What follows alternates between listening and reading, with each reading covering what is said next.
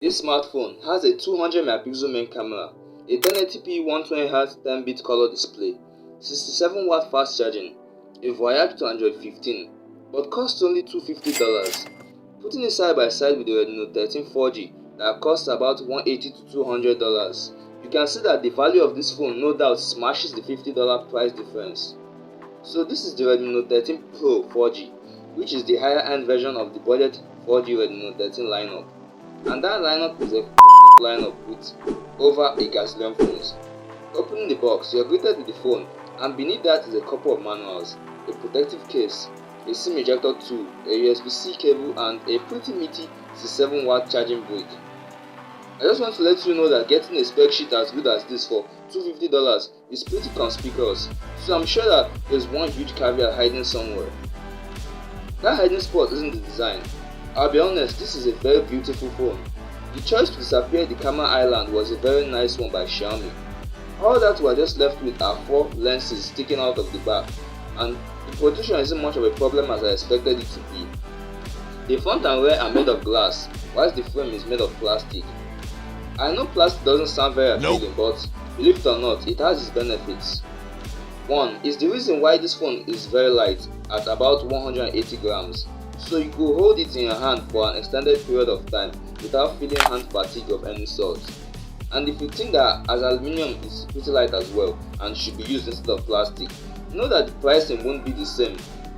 I'm talking about a $20 to $30 add-on, by which, though aluminium shouldn't relatively increase the price of the phone, will do so because of the media hype.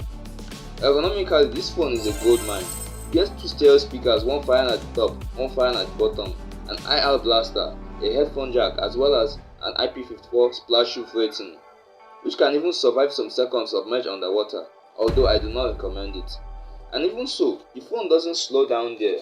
Additionally, there's an under-display fingerprint scanner, a SIM card tray with support for 2 SIM cards or 1 SIM card and a memory card, as well as a dynamic bar feature which doesn't replicate Apple's dynamic island. Okay, take a look at this. This phone has a 120Hz Full HD Plus AMOLED panel with 10-bit color depth and Gorilla Glass 5 protection. When put against the dark background, the screen has enough contrast to disappear the hole punch cutout, making the screen borderless. It has a 120Hz refresh rate, and though it isn't adaptive, it's dynamic, which is able to scale its super high 120Hz refresh rate all the way down to 60Hz when looking at a static object, and 30Hz if you are using the always on display feature. Yes, this phone has always on display. The bezels is very slim, which I appreciate, and it helps a lot in content consumption on the device. Probably what is the biggest benefit of this screen is Gorilla Glass 5 protection, which is still very strong in 2024. And that helps a lot because combining a tough display like this with the glass rear would mean that this phone will be very durable. And please, take that protection up a notch by using the protective case. The software is MIUI 14 slapped on Android 13, and wow, MIUI is a wonderful experience.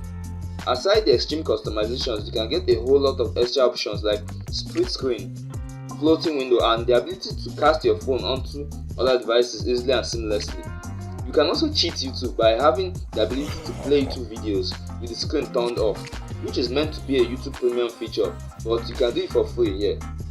I'm shocked at how much you can do here, which is basically the same thing you can do on a $1,000 Xiaomi phone like the Xiaomi 14 Pro. And the icing on the cake is the software support. This Redmi Note 13 Pro 4G promises 2 to 3 years of major OS updates, which is pretty good at this price, and it will get you to Android 15 with not MIUI but Xiaomi's featured software skin, HyperOS. If you don't yet know about HyperOS yet, it's basically a revamped variant of MIUI with focus on stability and connectivity. As you can see, it's way fluider than MIUI. So if you are in Xiaomi's ecosystem, using Xiaomi smartwatches, home appliances, etc., this is a one-way interaction suite which heavily replicates HyperOS Harmony OS. And it sounds very interesting that on this phone you get a one-way ticket to experience all of that. So far everything has been great, so could the performance be the one huge caveat we have been searching for? This phone is powered by an average performing processor, the MediaTek Helio G99 Ultra, and scores a fair bit, and whilst running high demanding games it delivers, though at the medium settings. This phone also comes with 256GB of internal storage and 8GB of RAM. If you feel the storage is not enough, which I wonder why, there's also a 512GB variant with 12GB of RAM. And with the 8GB of extra RAM which can be repurposed from the internal storage by memory fusion, you will get up to 20GB of RAM, which is more than enough in handling multitasking operations. I guess maybe there's no caveat, but before I tell you whether this phone is worth buying, let's talk about the camera. This phone has a 200MP triple camera setup and you will get decent photos in good lighting conditions. The camera is set to 12MP by default, and if you want to get that high resolution 200MP shots, you will have to select the 200MP option to achieve that. But there's a twist I think you should know about. The MediaTek Helio G99 Ultra, which powers this phone, can only support up to 108MP of resolution, and this phone has 200MP. How they achieve that?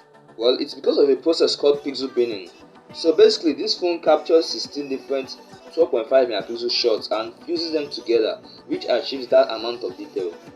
And although this is an impressive area of the camera, other areas aren't as impressive. There's an 8MP ultra wide camera and a 2MP macro camera, and they perform in good lighting conditions as well. In low light, you tend to see flaws, and not surprisingly, the main camera managed to keep up with its night mode.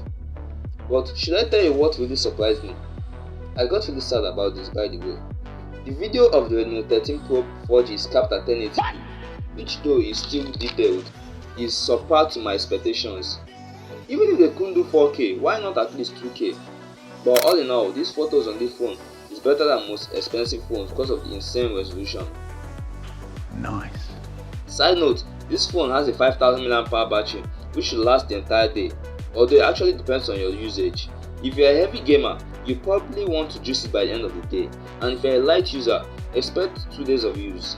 And charging it is 67 watts, which fills it up from flat in about 15 minutes, so you actually use more while charging less. That being said, should you spend $250 on this phone? Well, duh. This phone is a pretty meaty upgrade from the Redmi Note 13 4G. There is a 200MP camera, faster 7W charging, more internal storage and RAM, all of which the Redmi Note 13 4G doesn't have.